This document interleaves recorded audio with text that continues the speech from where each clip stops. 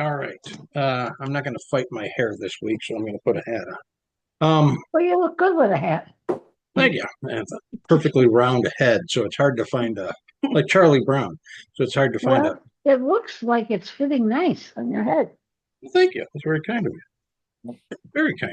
Plus, your hair doesn't look bad. We didn't see his hair. As It they was say, there at under least the you hat. have hair, so that's good. Well, there was that. Yeah. I think Beverly, you and I have the same haircut. Oh, it Uh, could be. Well, yeah. I think yours is probably longer than mine. It's shorter on the My- sides, but it's about the same length in the front. Anyway, it's not nearly as long as Rachel's. But Ed, have you thought about like a mullet? Oh, Then you would be quite unique. You thought about growing out a mullet or a ponytail? No. Oh, No, I just got a bunch of goofy hair going all different ways. That looks good. I have my forehead's getting higher as the year goes. Years. Right. All Darn it. right. Well, we're in First Samuel, Mhm. and we just finished up chapter 8, in which Saul, in his desperation to hear from God, did all the things God told him never to do.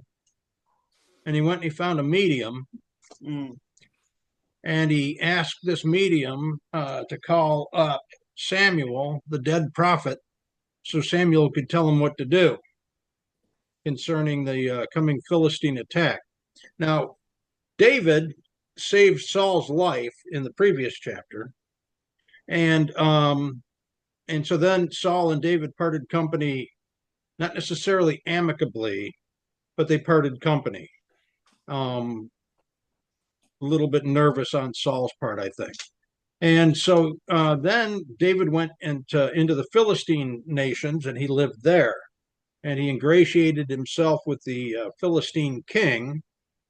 And the Philistine king says, I want you to be my general.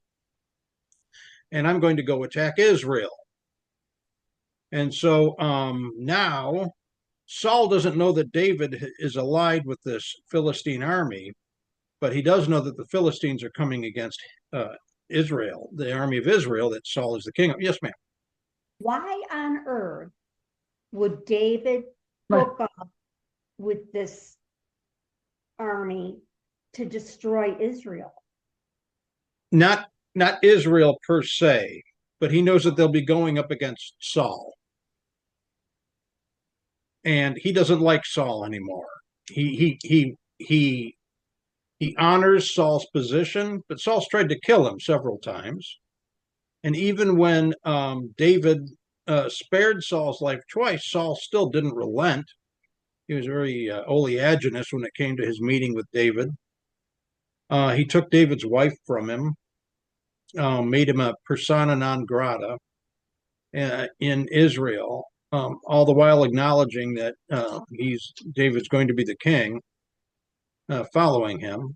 And so Saul is not a very pleasant person. And David, I think, has had enough. And he's disillusioned. I think he's upset. He's left Israel altogether. Fine, as long as Saul's going to be the king there, I'm out of here. One of those deals. And he went to the Philistines because he knew that nobody would bother him there because Israel wouldn't know where he is. Saul wouldn't pursue him into the Philistine lands. The Philistines feared him. And so he just stayed there, biding time, I think. But he also he bided his time killing other Philistines and the enemies of the Philistine king that he was allied with. And now the Philistine king is plotted to have David on his side and be part of his army. And so he wants David to swear fealty to him, and he gave him lands and all sorts of things. So now David is he's enamored or encumbered with this king's intentions, and the king now is going to go against Israel. Okay, I don't know that David knows he's going against Israel. Oh, okay. But the king certainly knows that. And then Saul has found out that the Philistine island army is allying against him off to the west there, and he's very nervous. He doesn't have David. He doesn't have David to have his back. He doesn't have David to lead his armies. And the only reason Saul was successful as a conquering king was because of David. And so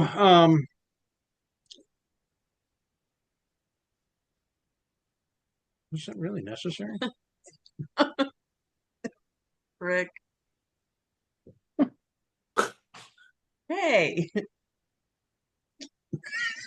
All right, so The earth is moving. it is. So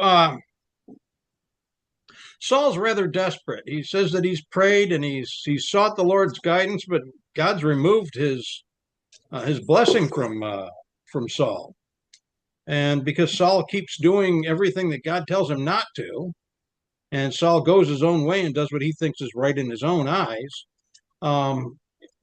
because he's the king and because he's fairly inept and just a very headstrong guy. Well, I'm the king, I can do what I want to do. And he, rather than the man after God's own heart, David, who was constantly seeking God's guidance, and this is all arranged by God, and we'll come to see that. That God is the one that moved David to go to the Philistines. God is the one that's moved everything according to his will. So Saul, in his alarm and his panic and his fear, has sought out a medium, somebody to channel the dead, which is expressly prohibited by God. God says you will not suffer a witch to live. You know, you will have no part of any kind of witchcraft or soothsaying or prophesying or anything that is not directly related to the will of God, because it's not coming from God otherwise, and they're seeking out and honoring other spirits and honoring other false gods. And so this woman who was from Endor, and we talked about that last week, the witch of Endor, Endora from Bewitched and all of that. She knows this is Saul, and she says, "I know, why are you laying a trap for me here? I know you're asking me to do this, but you also wiped out everybody around here that was doing it. So why are you setting me up to be killed?" And Saul says, "Look, I just need you to do this for me, and no harm's going to come to you. I promise you that. I need you to call up the spirit of Samuel." And so she does whatever she does, and she actually does call up Samuel. It's not some false spirit pretending to be Samuel. This is actually Samuel. And she's complaining, saying, "Oh my gosh, I see a divine spirit made in the image and likeness of God. And here he is." And she's screaming and she's shirking back in terror because she's actually raised somebody from the dead. Now, as an aside, when these mediums and tarot readers and palmists and whatever they are, seances and things like that, who are they talking to? Satan. They're talking to evil spirits. They're not talking to the spirits of the dead people, because dead people don't walk the earth. I know a lot of people, and I remember back when I was a financial advisor, I would go to people's homes, and there were a lot of people there that were extremely superstitious. And there was one lady in particular who she asked me to come and look at her holdings in her portfolio. And so I showed up, and I go in, and she lets me in the house, and in her living room, dining room, kitchen, and one other room I could just barely see. I don't know what it was, bedroom maybe, I don't know, a den or something. There's plate after plate after plate after plate of food and candles. And I'm like, are you expecting company? And she says, no, this is the feast of Saint somebody. And I said, what are you talking about? She says, this is the church does this, when you want to appease the saints or whatever, you want to do something, then you put out a feast for them, and then they come and they enjoy. And I'm like, but they're spirits. Why would they? It doesn't make any sense. But she was adamant about this, and she was not going to deal with any kind of silliness out of me, And I said, what prompted you to do this? And she said, well, my father passed away, and I was very close with my father. And I was out in the garage, and I heard him say to me, plain as day, I need you to make the feast of Saint, whatever that was, Thomas or something. And she said, I knew exactly then that I had to do that because my father needed that done, and that would help him ease his soul. And so this woman, I have no idea how much money she spent on food. It had to be probably close to $1,000 at least. Oh, There were hams, turkeys, cakes, pies, muffins, rolls, side dishes. And I don't know if you guys remember that old TV show, Night Gallery. You guys remember that? It was a spooky show with Rod Sort of. Serling. I remember it advertised, yeah. Yeah. And they always had these kind of like Twilight Zone, but it wasn't that. And they had this guy, the guy that played John Boy in the Waltons. He was in this skit or this whatever it was, the one story, The Eaters of the Dead. And no, sin eaters. And so people would die, and then they would put food all around this dead body, and they would hire somebody to come in and eat their sins. I don't know if this is a real thing, or if it sounded like it was made up for the movie, but I think it had a very close parallel with what this lady was doing. And so, certain creepy factor associated with it, at least. yes, extremely creepy. And so I'm standing there and I'm looking at all this food and I'm thinking, all right, I'm here to look at her money, but I'm looking at an entire waste of money here. But it's not a waste to her. And I said, what are you going to do with all this? I mean, you're not going to eat this, are you? No. So, but what? You just leave? How long does it stay here? She goes, oh, a day or two, and then I'll donate it.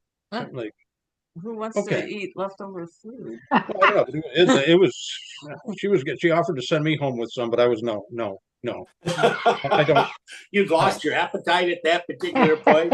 It was, and I'm not superstitious, but it was offered to demons. Yeah, that's a kind of certain creep factor. You bet, You man. know? So yeah, I don't really. I mean, I knew nothing untoward would happen to me because the Holy Spirit resides within me, but I didn't want to feed into that whole thing with her, and I don't want to be the John Boy guy in that little sin eater clip. Anyway,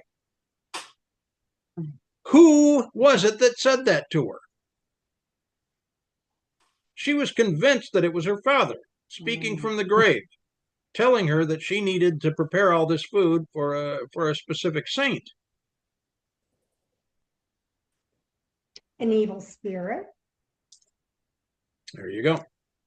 So understand this, that since you were born, and even before that, Satan and his angels, his fallen angels, his little army of spirits and whatever, they pay attention.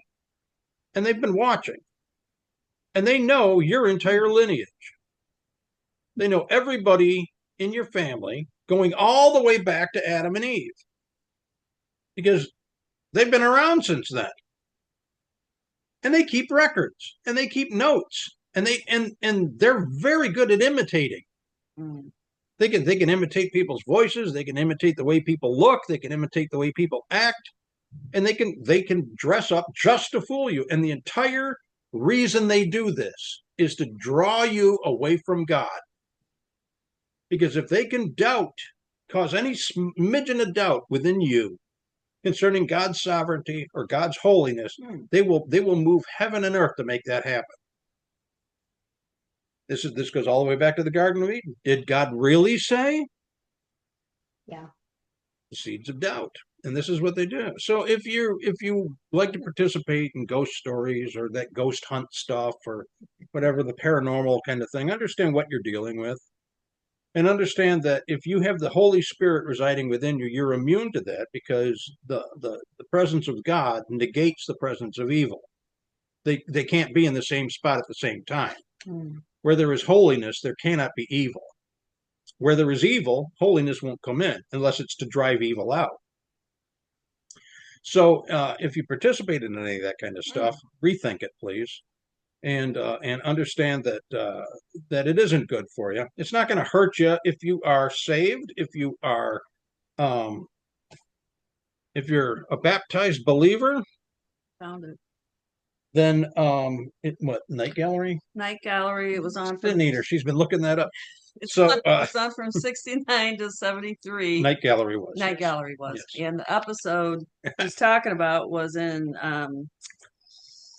first the first episode, Sons of the Father, takes place in a plague-infested world where people are dropping like flies. It's okay. We don't need it. Okay. But thank you. Season 2, episode 21. All right. So if anybody's interested in looking at that, it's It exists. it's well done. I'll give it that. It's well done. And I remember when I was a kid, my sisters used to watch this kind of stuff. So I'd end up watching it because they were older than me. And so they'd have that on TV and we'd watch this. Oh, Night Gallery's on, Night Gallery's on. Because everybody likes a good scare. And so we'd watch this kind of stuff. But I'm watching this and I'm like, that's John Boy. John Boy's really creepy. It's terrible. Anyway, so there's that. That So came out in 72. 72. So For 10. I was 10. So was I. I was 11. I was going on 11. Oh. I lie a lot though. So Okay. and the witch of Endor calls up the spirit of Samuel. Mm. And Samuel immediately lays into Saul. What are you doing? What are you doing? Why are you bothering me? And he says, well, I can't hear from God. God isn't talking to me. And Samuel's like, because you're doing stuff like this. Mm. It's exactly why he's not talking. You can't hear from him because you're not even paying attention to what he tells you to do. You're not doing anything he says. He says, don't do this stuff. And here you are doing this stuff to hear from him. It's not going to provoke him to hear from you. You're done. You're done. Understand that. He's taken away your blessing. He's taken away his protection from you. You're done. You're done, dude. And this is like the final straw. And then Samuel disappears. So now Saul is beside himself. He doesn't know what to do. All right, so he ordered some food. The woman made him food because she was terrified and she just wanted to put the whole thing to bed. And she says, okay, can I get you something to eat before you leave? And you are leaving, right? And he's like, yeah, we're getting out of here. Good. And you're not going to kill me for doing any of that? That was on me. Okay, so now that leads us to chapter 29. Questions, comments, thoughts, concerns? Yeah. Is this about John Boy? No, Okay, but good. kind of about what you said about how did she know that it was her father she was talking to. And then in the Bible, Samuel actually had Saul had Endor pull up Samuel. So it just seems like, what is it? The devil gives you an ounce of truth in the ocean of lies. To bury an ounce of Right, Yeah, something takes an ocean of truth to bury an ounce of lies. Okay. Well, it just got me thinking. I can't help the thought that popped in my head. The thought that popped in my head was that, so some of it is real. No, No? she found reality right there. What was her reaction to that? She was scared. Let's go to that. What 28, chapter 28. 28 something. 28 28:10 Saul vowed to her, the witch, by the Lord, saying, as the Lord lives, no punishment shall come upon you for this thing. And the woman said, whom shall I bring up for you? So now she's relieved because the king who was persecuting everybody that was doing this prior to her, he's just promised her that she's not going to be hurt. She says, so who shall I bring up for you? And he said, bring up Samuel for me. And when the woman saw Samuel, she cried out with a loud voice. And the woman spoke to Saul, saying, why have you deceived me? For you're Saul, you're the king. And the king said to her, do not be afraid, but what do you see? And the woman said to Saul, I see a divine being coming up out of the earth. Well, why would she say that if she did this regularly? I don't know. Because she didn't ever see a divine being coming up out of the earth. All she saw was haints and false spirits and spirits of divination. All she saw was evil. But in this case, she's actually seeing Samuel himself, because God gave Samuel permission to come back and talk to Saul and let Saul know he's done. Hmm.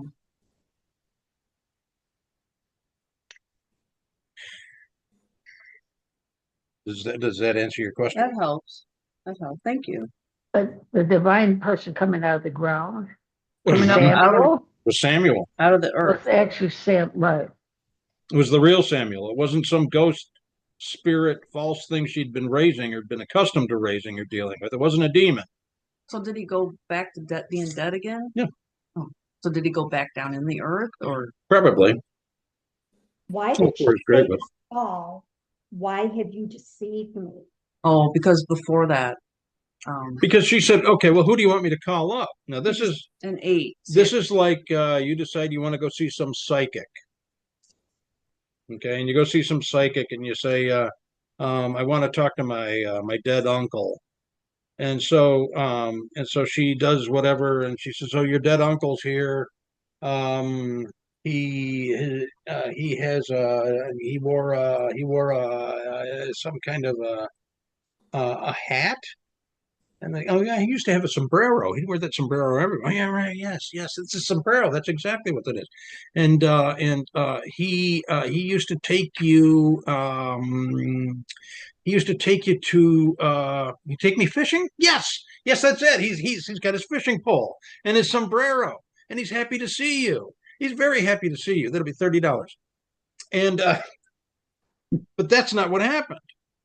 She goes into her little shtick thinking this is some rube come to talk to one of his dead relatives. And all of a sudden, here's Samuel. And she's freaked out because this has never happened before. This is Samuel, who was a prophet of God. And he's coming up out of the earth, clothed in the majesty of God, because the Lord has sent him back. Mm. And this is for real. This isn't something she's making up to fool people. And this isn't some fake spirit or some evil spirit pretending to be somebody else. This is the real deal. And then she knew Samuel and Saul were like peas in a pod. And Saul may have said, I'm Saul, or I'm Samuel, and you're talking to the king. At which point she freaked out even more. Why did you deceive me? Why didn't you tell me you were the king? Yeah, because in 8, Saul disguised himself by putting on other Yeah. clothes. And in 28:8, Right. Because if he had come in dressed like the king, she would never have done it to begin with. So she tricked him. Does that answer your question? It sure does. Thank you. Okay. Sure. All right. Chapter 29. Now the Philistines gathered together all their armies to Aphek, while the Israelites were camping by the spring which is in Jezreel, which is a valley, the valley of Jezreel. Now and the lords of the Philistines were proceeding on by hundreds and by thousands, and David and his men were proceeding on in the rear with Achish, who is the king that David is serving at the moment. Then the commanders of the Philistines said, "What are these Hebrews doing here? Why are there Hebrews here?" And Achish said to the commanders of the Philistines, "Is this not David, the servant of Saul, the king of Israel, who has been with these men days, or rather years? And I found no fault in him from the day he deserted them to come to me." But the commanders of the Philistines were angry with him. with him being the king. No, Achish? with him. They were angry with Achish because he's leading them against the Israelites, and the Israelites are their historic enemies, and they have on occasion devastated the Philistines. Right. So where are we at? But the commanders of the Philistines were angry with him, and the commanders of the Philistines said to him, "Make the man go back, that he may return to his place where you have assigned him. Don't let him go down to battle with us, or in the battle he may become an adversary to us. He may sell us out. He's an Israelite. We're going up against the Israelites. This is the guy who's been our chief persecutor for years, and you have him with us." And Achish is like, "Well, yeah, but he's been loyal to me." They're like, "Get him out of here." In the middle of this battle, he could decide, no, I don't like the way this is going. I'm going to side back with the Israelites. For with what could this man make himself acceptable to his Lord? Would it not be the heads of these men, the people that are here with us? Is this not David, whom they sing in the dances, saying, Saul has slain his thousands and David his 10,000s? Then Achish called David and said to him, "As the Lord lives, you have been upright, and your going out and your coming in with me in the army are pleasing in my sight, for I have not found evil in you from the day to your coming to me to this day. Nevertheless, you're not pleasing in the sight of these lords. Mm. Now, therefore, Return and go in peace, that you may not displease the lords of the Philistines. David said to Achish, what have I done? I got another king that's mad at me. Now what did I do? Yeah. And what have you found in your servant from the day when I came before you to this day, that I may not go and fight against the enemies of my lord the king? I don't know these people. They're with Saul. Mm. Those are Saul's people. And they're my enemies. They're your enemies, so they're my enemies. Wait, I got a question. Was Sure. David by himself, or did he have some of his Hebrew? He had some of his people with him. Okay. Yeah. Do we know how many? I think about 300 or 400, something Oh. like that. Okay. Yeah. Thank you. Sure. But Achish replied to David, I know that you are pleasing in my sight, like an angel of God. An angel of death, maybe. Nevertheless, the commanders of the Philistines have said he must not go up with us to the battle.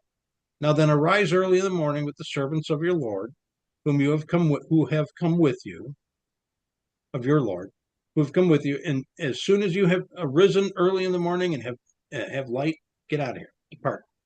So stay the night, camp for the night, and as soon as light comes early in the morning, get out of here, please. So David arose early, he and his men, to depart in the morning to return to the land of the Philistines, and the Philistines went up to Jezreel. I got another question. Is Jezreel where the future Armageddon's going to be too? Yeah. Okay. Yes. No, really, no joke. Yeah. Okay, okay. That's mentioned in Jeremiah. He talks about that. Jezreel. Jezreel again. Decisions, multitudes in the valley of decision in Jezreel. And he's talking about the armies that they're going to meet there in the end times. So David was all ready to fight against Saul. I He's don't kind of a- understand how, when he left, he went to the land of the Philistines. Yes. That's Because who he was supposed to be leaving. Well, The lords of the Philistines wanted him out of there. yeah, they didn't want him at the battle. Okay. Achish didn't mind him being around. He just didn't want him there because there was no confidence with his So he general. went to the land of the Philistines, not Yes. okay. Yeah. Thank you. So, Sorry. no, you're good. You're good. Mm. So he went back into the land, and he took his men with him to appease the Philistines Lord. generals that didn't trust him. So here's poor David. He's been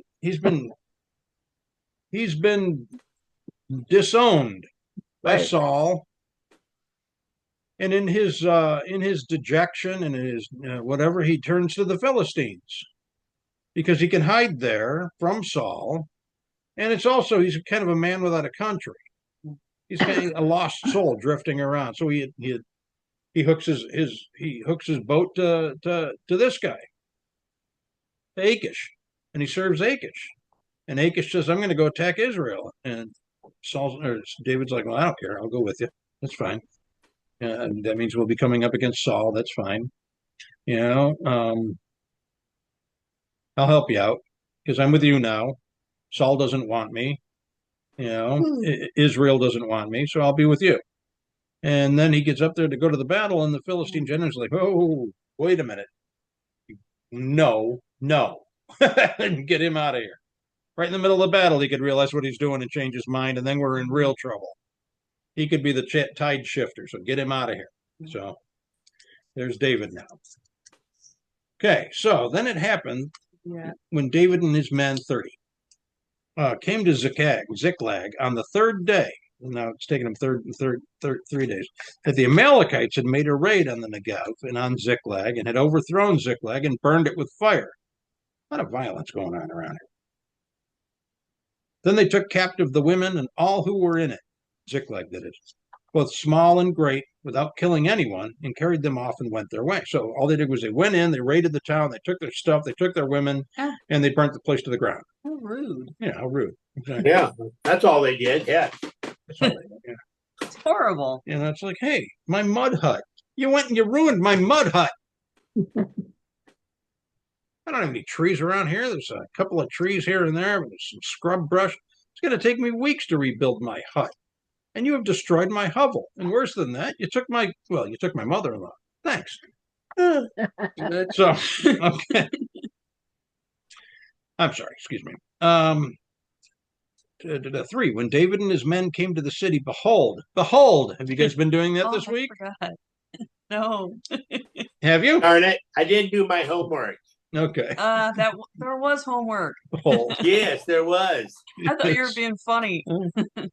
When David and his men came to the city, behold, it was burned with fire, and their wives and their sons and their daughters had been taken captive. Then David and the people who were with him lifted their voices and wept until there was no strength in them to weep. Now David's 2 wives had been taken captive, Ahinoam, the Jezreelitess, and Abigail, the women of Nabal, the widow of Nabal the Carmelite. Moreover, David was greatly distressed because the people talk of stoning him. For all the people were embittered, each one because of his sons and his daughters, but God strengthened David in the Lord his God. But David Right. strengthened himself in the Lord his God. I'm confused. What? Why would David's 2 wives been taken captive if they? They were in Ziklag. Oh, that's where he left them. Yes, that's right. That's where they Oh. lived. Remember, he moved into a home in Ziklag. Oh. Achish gave him this Okay, I forgot. this place. No, that's okay. It's Okay. been a week. Yeah. So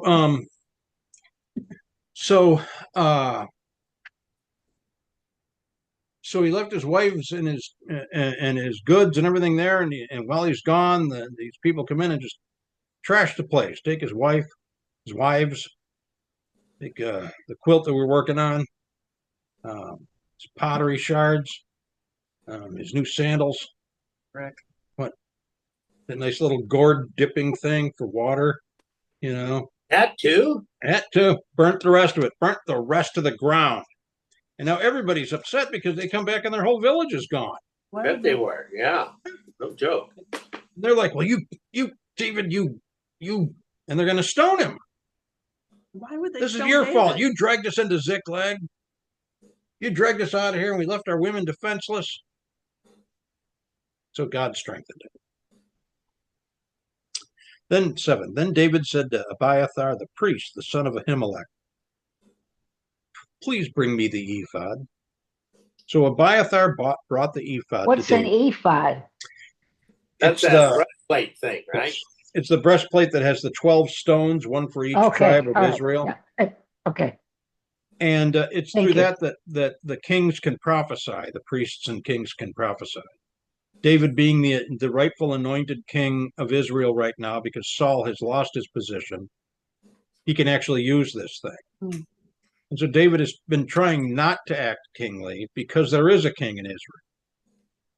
But now he's going to act kingly because this terrible thing has befallen them.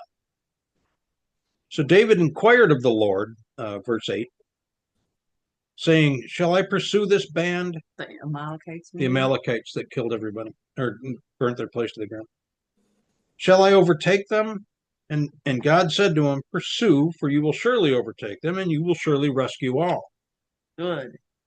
So David went, and he and the 600, he had 600, Ah. not 300. No, okay. Yep. And the 600 men who were with him. Now, I'm sure that the Philistine lords could have used those 600 men.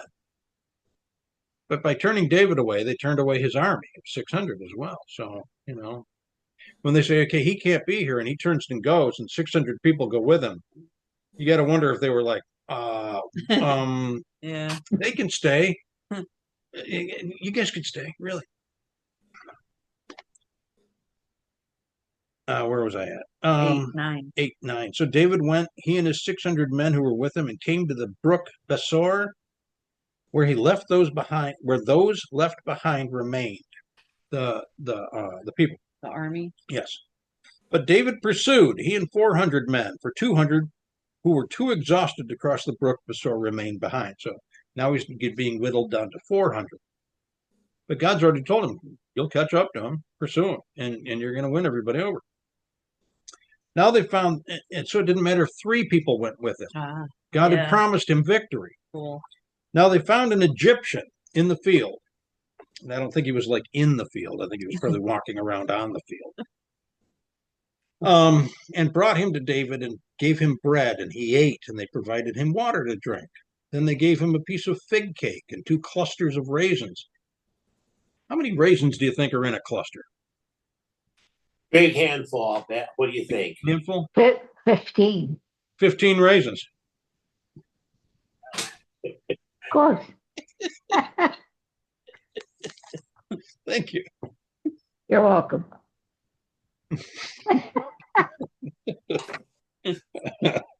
Ah, Marilyn? and You he get ate. What? I have a question about water. Yes, A ma'am. question about what? Water. Okay. Here it says they didn't drink water for 3 days. How What? many days? Where did it I say kind that? of read ahead. Oh, I see it. 12. Okay. Thank you. Sure. How many days can you go without water? Ooh, Probably about 7. 3. 7 days, according to a movie that you probably shouldn't watch. So when Elijah turned off the rain for 3.5 years, did it kill all the people? No, I don't understand why not. they still had wells. Oh, There was a drought, Ooh. and the drought created a famine, and it didn't rain for 3.5 years. And just because there wasn't rain doesn't mean that there wasn't water, because there was dew, moisture, dew on the ground, things like that. okay. Yeah, that's a Okay. good question, though. Thank you. Yeah. Where he had not eaten, they gave him a piece of fig cake and 2 clusters, so 30 raisins, and he ate. Then his spirit revived, for he had not eaten bread or drunk water for 3 days and 3 nights. David said to him, "To whom do you belong? And where are you from?" And he said, "I am a young man of Egypt, a servant of an Amalekite, and my master left me behind when I fell sick 3 days ago. We made a raid on the Negev, Cherethites, and on that which belongs to Judah, and on the Negev of Caleb, and we burned Ziklag with fire." Then David said to him, "Will you bring me down to this band?" And he said, "Swear to me by God that you will not kill me or deliver me into the hands of my master, and I will bring you down to his band." Ooh. Because his master deserted him, probably thinking he was going to die, and he doesn't particularly Doesn't care die. to his master. doesn't want to go back there. Nope. And when the band, Oh, I Googled 60. it, and the human body can only survive a few days without water. Let's see. like 4 days, Typically last a mere 3 to 7 days. 3 to 7 days, a human can survive without water. Thank you. Okay. Thank you. You're welcome. Thank you very much. You're welcome. Maybe they had wine. She's a wealth of information, isn't she? Maybe they had wine, you said? Well, maybe they did. Oh, yeah. Well, They I'm didn't thinking have if they water, but maybe they had wine. they Yeah. left him behind, he was probably half dead. That's right. But he was Can't sick. do that. Where are we at? 16, I think. And when he brought him down, behold, they were spread all over all the land, eating and drinking and dancing because of all the great spoil that they had taken from the land of the Philistines and from the land of Judah. David slaughtered them from the twilight until the evening the next day. And not a man of them escaped, except 400 young men who rode on camels and fled. So David recovered all that the Amalekites had taken and rescued his 2 wives, but nothing of theirs was missing, whether small or great, sons or daughters, spoil or anything that they had taken back for themselves. David brought it all back. Isn't that what God said he would do? Oh, yeah. So David had captured all the sheep and the cattle which the people drove ahead of the other livestock, and they said, "This is David's spoil. Look what he's done for us. We were doomed to a life with the Amalekites and probably further slavery into Egypt. Everything was over, and here comes David, man of God, the king." When David came to the 200 men who were too exhausted to follow David, who had also been left at the brook Besor, and they went out to meet David and to meet the people who were with him, then David approached the people and greeted them. "Hey, you 200. Then all the wicked and worthless men among those who went with David said, "Because they did not go with us, we will not give them any of the spoil that we have recovered, except to every man his wife and his children, that they may lead them away and depart. So you guys didn't go with us, you didn't fight in the battle, you didn't do anything, you guys don't get squat, diddly, yahoo, magoo, nothing. You can have your wife and your kids back and then get out of here. We did the work, we get the spoils." Then David said, "You must not do so.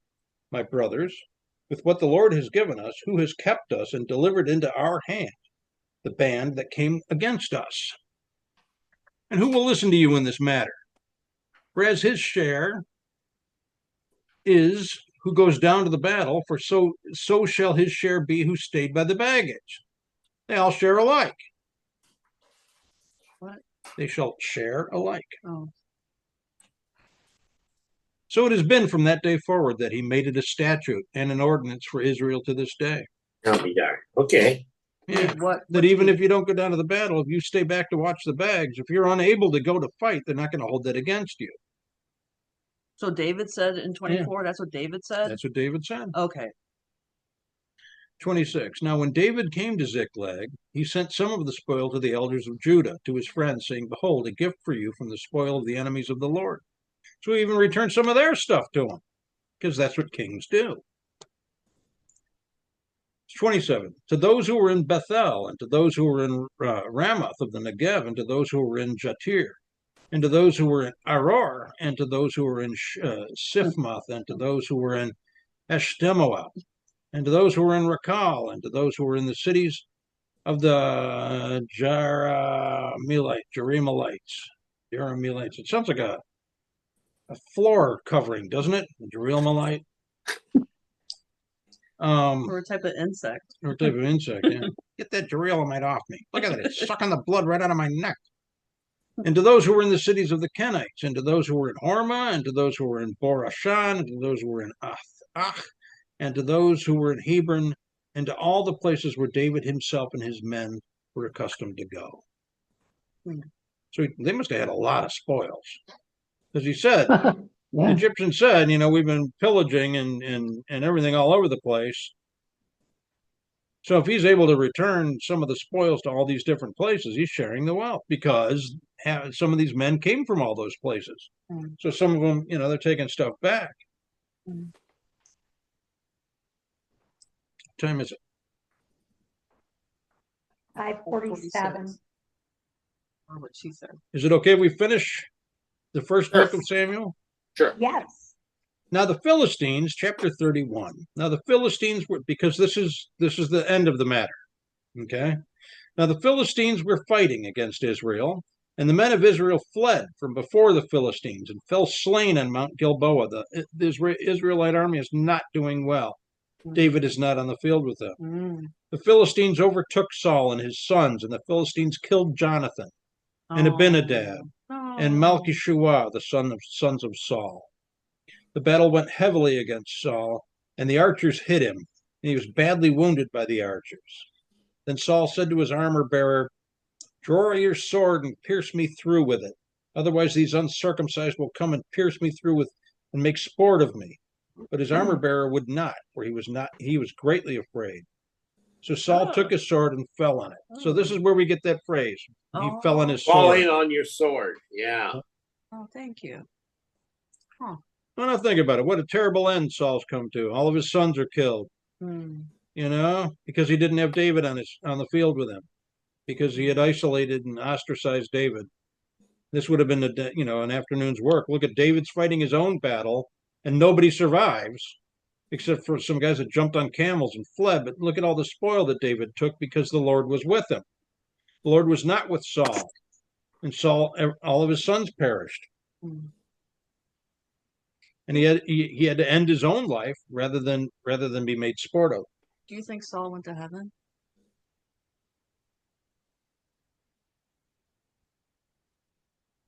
That's Saul what? Do you think Did he Saul go to went heaven? to heaven? I don't know. That's above my pay grade. Okay. Is there anything that refers to that? Well, the New Testament talks about that in Romans 11, it talks about how all of Israel will be saved. And so they're talking about the Israelites before Jesus, before the period of grace, those who kept the law. And Saul had a special dispensation, I think, because he was the anointed king of Israel. Now, I think there were kings of Israel that didn't come anywhere near heaven. Ahab Mm. Ahab was just an extremely evil man. And many of the kings that followed after the line of Solomon, there were exceptions. Hezekiah, that were upright and righteous men, but for the most part, these people gave up on God. So I don't know. Saul, I think, was not following God. Saul did a lot of things contradicting God. And he paid the price for that. He did pay the price for that. And so I don't know. We'll find out someday. Yeah. There we go. 6. Thus Saul died with his 3 sons, his armor bearer, and all his men on that day together. All of his men, everybody.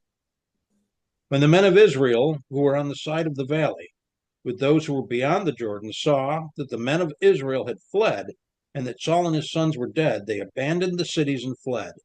Then the Philistines came and lived in them. Mm. So the Philistines took over those lands.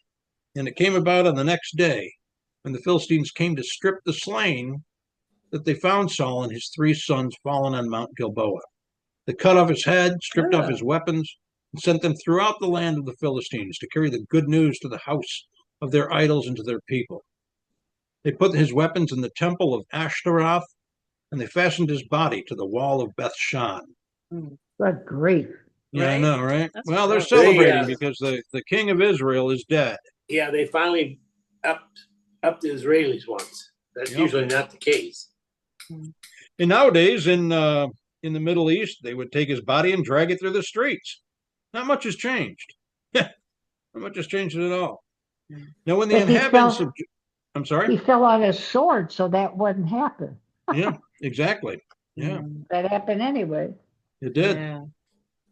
Now, when the inhabitants of Jabesh Gilead heard what the Philistines had done to Saul, Where are you at? 11, Thank you. all the valiant men rose and walked all night and took the body of Saul and the bodies of his sons from the wall of Bethshan. And they came to Jabesh and burned them there. They took their bones and buried them under the tamarisk tree at Jabesh and fasted 7 days. Thus ends the reign of Saul Mm. and the house of Saul. And it's a terrible end. He did that Right. which was right in his own eyes, ignoring what God told him to do, doing that which God told him not to do, because he felt that his urgency was greater than the will of God. And the result was it killed him, all his sons, and all the people with him. So we can see that the results of sin are very far-reaching. And we have the luxury now that we live in the age of grace, that we aren't under the law, that we have been saved by the grace of God through the faith that God provides. And it's because of the finished work of Jesus on the cross that we have salvation, because that's something that nobody can earn. Nobody can be good enough, righteous enough, or holy enough to appease God, because if you've sinned one time, you've ruined all of that. Hence the need for grace. And so Jesus went to the cross for us to give us that grace. He became sin for us. And he went down into the grave and died to sin so that we would be rescued and we would be made free of the penalty of sin. And when he rose from the dead, we were just reading this morning. And when he rose from the dead, he took all of us with him. We are now all made new creations in Christ, blameless, sinless before the living God. So this is how we are to live. We're to live that way. We've been granted a reprieve. We have the daily reprieve, which is contingent on the maintenance of our spiritual condition, but that's also one of those things that we constantly remember God. We seek God's will, just as David did, and he's a wonderful example of that most of the time. But he's also an excellent example of just a regular human being, flawed, making mistakes, goes for periods of time where he isn't aware of what he's doing. But when he does become aware and he recognizes the things that he's done, then he takes that to the Lord and he begs the Lord for forgiveness. He repents of what he's done and he goes on about his business. And this is an example. God said, this is a man who's after my own heart. He's constantly thinking of me. He's constantly Mm. asking me what to do. He's constantly checking in with me. He's constantly talking to me. Mm. So there we go. Anyway, thoughts, comments, questions Mm. on the Well, finish of it didn't start so hot for Saul. Remember when he was in the caravan and he was hiding behind the donkeys? Yeah, so it just went. And he was a handsome. Didn't they say he was a shoulder and a half or something like Yes. that? A shoulder head higher, and shoulders? Yeah. head and shoulders higher than everybody else, and ruddy, I think is what they said. And it just went. Everything just went all the living daylight for the old boy. He just. There you go. I don't know if it's always taking the easiest path or what. I'm trying to remember back, but he just, just wasn't somebody that was going to follow God. And it just got worse. You knew that. I mean, you knew what was going to happen to this guy sooner or later. I mean, I think we've all known that for a couple, 3 chapters here, at least, if not more. So it just goes to show that no matter how you start off and how fortunate you are, Mhm. if you don't do certain things in the eyes of God,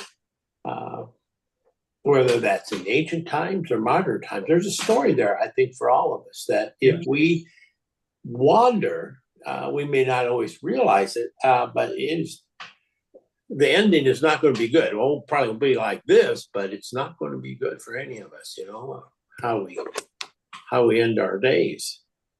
So, yeah. Thank you, Ed. It's a good summation. Thank you. Thank you. You're welcome. Yeah. He looked the part. He certainly did. Yep.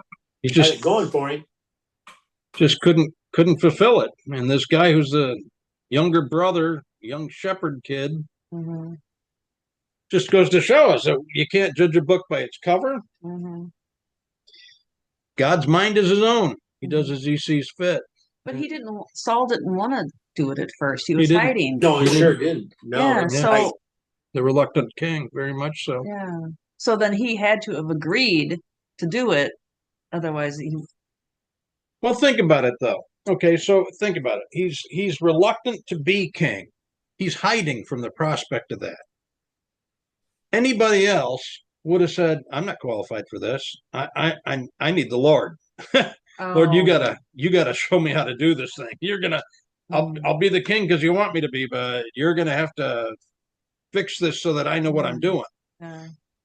The lesson that we'll see later on, Solomon, God presents to Solomon, David's son, and he says to him, "You're going to be the king of Israel. Ask me for anything you want, and I'll give it to you."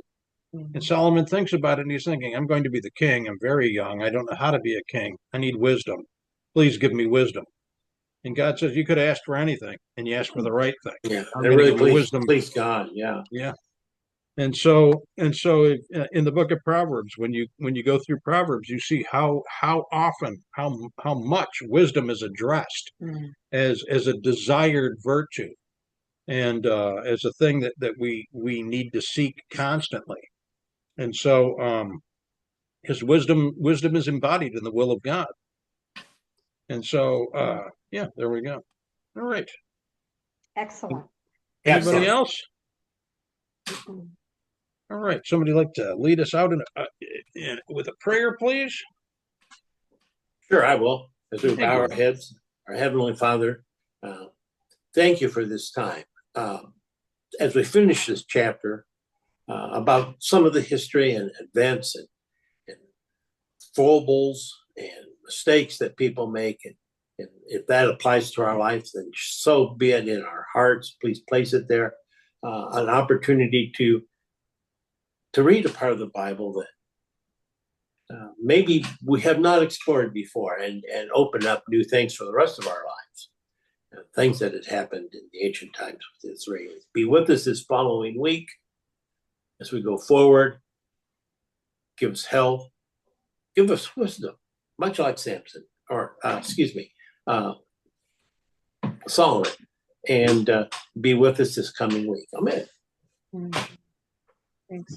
Oh, I didn't Thank ask you. too much, guys. We'll see. Thank you. That was wonderful.